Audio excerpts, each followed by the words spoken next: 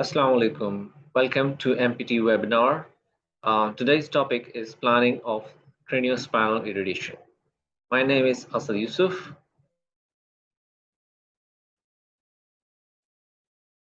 Okay, the content of my presentation is background, management, challenges in planning, treatment technique, QA setup, dose verification, and conclusion.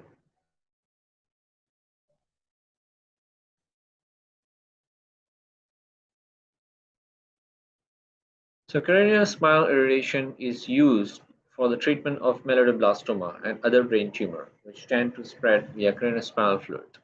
Because of the risk of suprachoroid seeding of tumor, surgery is followed by radiotherapy with boost to posterior fossa or tumor bed, and by the combination of chemotherapy. Melanoblastoma occur in cerebellum, a portion of the brain that play a vital role in coordinating muscular movement. It is found rarely in adults, most commonly in children less than 19 years of age. So the management would be definitive treatment is surgery. Radiation is cornerstone of adjuvant treatment along with the chemotherapy. After chemoradiation, second phase of chemotherapy is prescribed again. So the challenges, immobilization and positioning.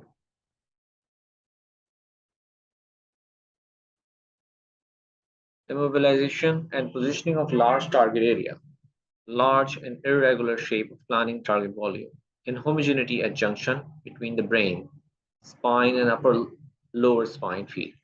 Critical structure who may have late effect, especially for pediatric cases.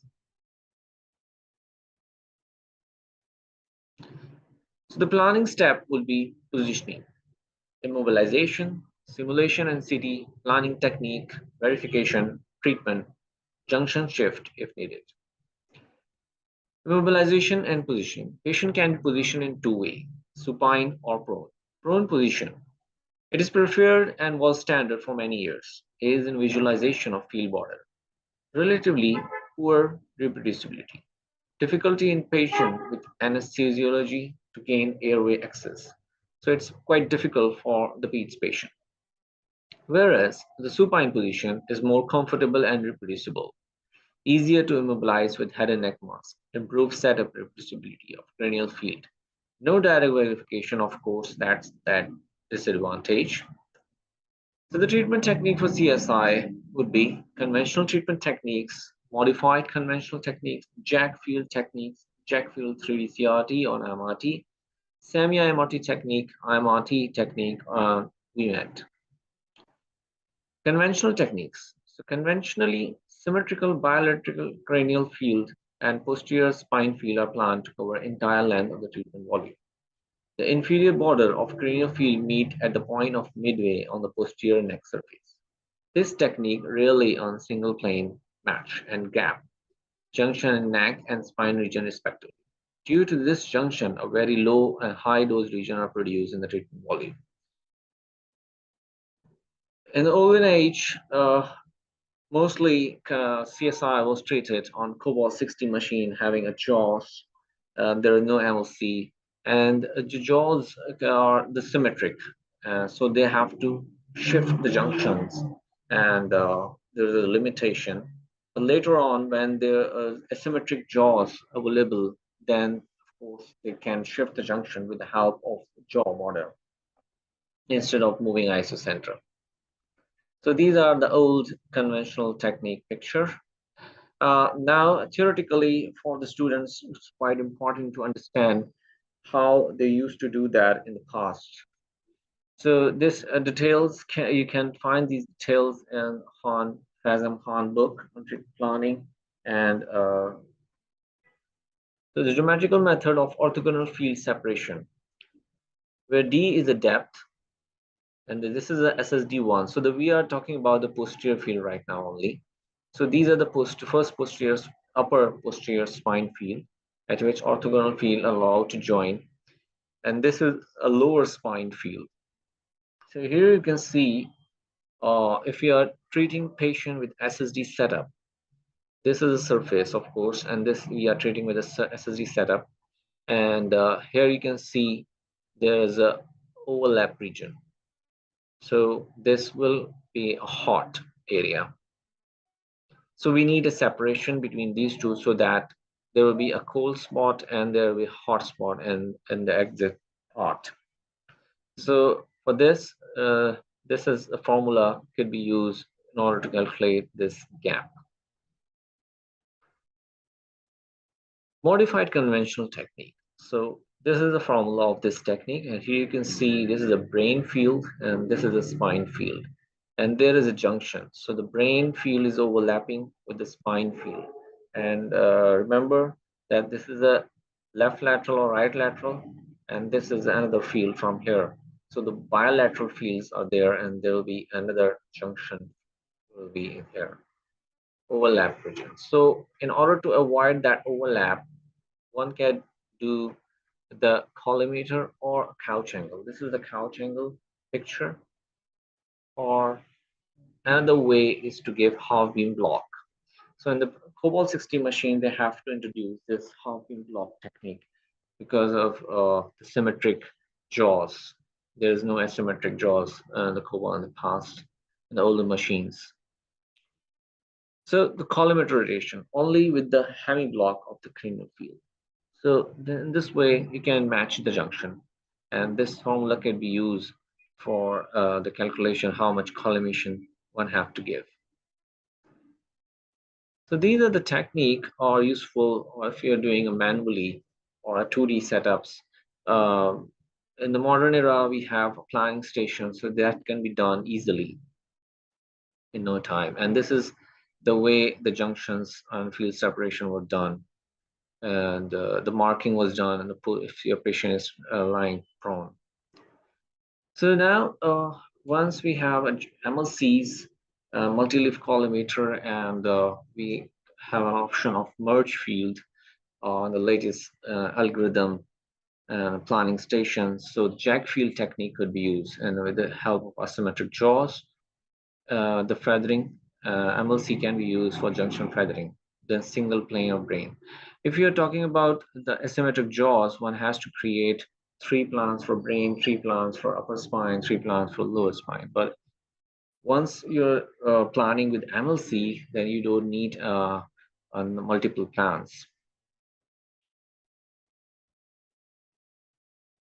Here you can see with the help of jaws. So we are talking about the Jagged field MLCs, and you can see the MLC here. You have to set the inferior border where the shoulder is clear. Then give the collimation. Here you can see the collimation, and the collimation was given in the sum plan. You have to make 2 plans, one for the brain, one for the spine, upper spine, and make the plan sum. And you then give a little bit overlap, but the important part is the collimation. Here you can see the collimation of the lateral field is the divergence of posterior field is matched with the collimation of the lateral field. And for the MLC Jagged junction feathering, we need to do a bit overlap region so that there will be no cold spot during the planning. Here you can see the coronal plane in which the lateral fields are overlapping here. And this overlapping was controlled with the help of patch fields, multiple patch fields. And here you can see the perfect matching of the MLCs of the posterior field and also the lateral fields. In this way, you can produce a very good plan of 3D CRT, patient lying supine. So these are the steps of the Jagged field. Make the sum plan of the brain and spine, match divergent, and as collimation is around 11 degree. Make 3 or 2 subfield with the MLC for each junction for feathering at the overlap region. The matching of MLC of VL borders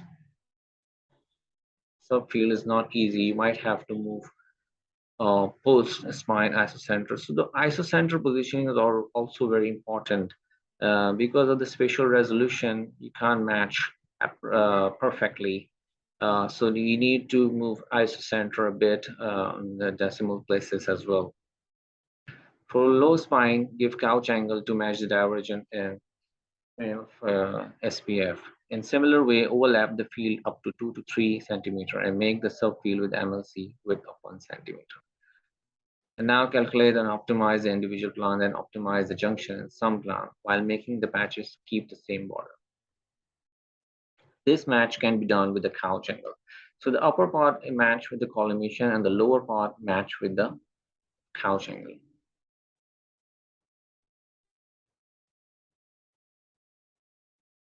Here you can see the sagittal view. And I'm showing here the movement of the MLCs. And this is a BMI view.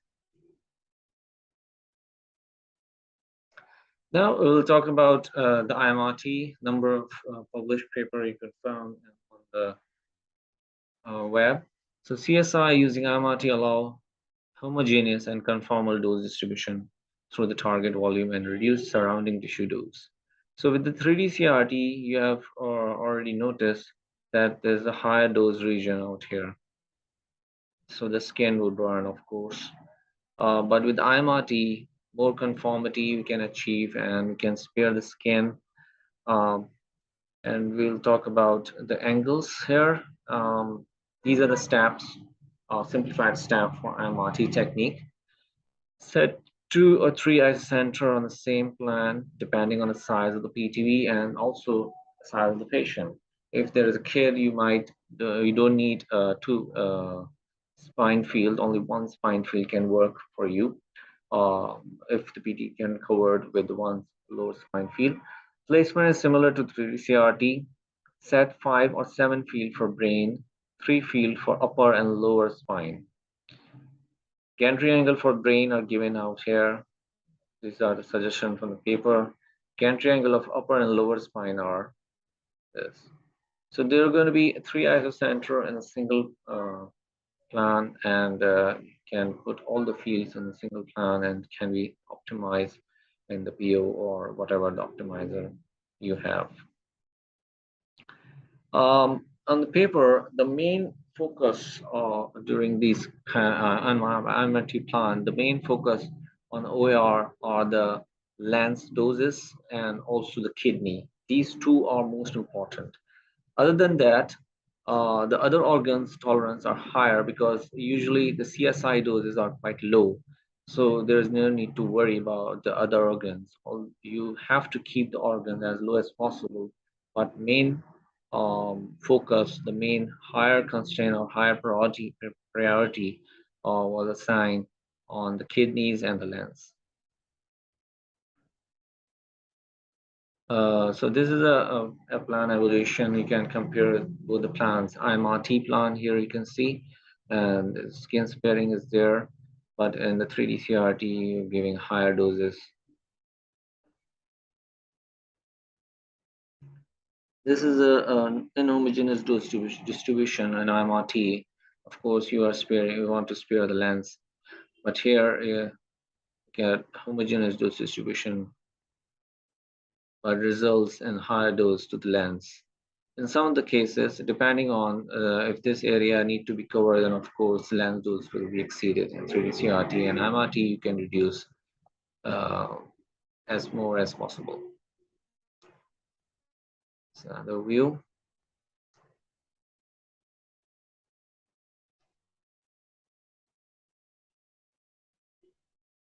We're not going to talk about the VMAT. The most I will just discuss the important points. The VMAT, you can use 2 to 3 arcs.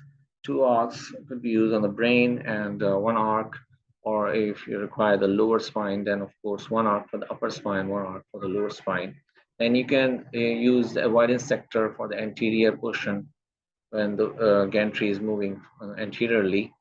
You can select the avoidance sector. Here you can see there's the avoidance sector was there. There's no distribution out there and anteriorly.